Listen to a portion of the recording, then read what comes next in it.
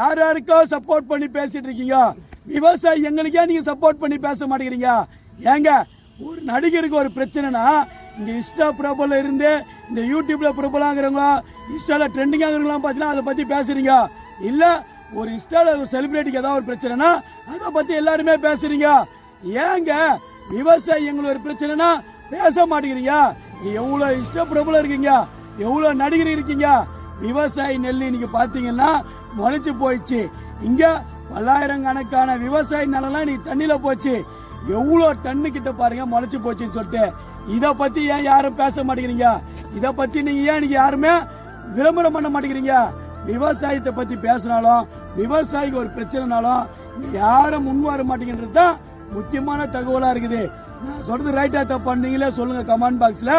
இதுக்கப்புறமாவது எல்லா நடிகரும், இதுக்கப்புறமாவது எல்லா இஷ்ட பிரபலமும் விவசாயத்தை பத்தி பேசுங்க. அப்ப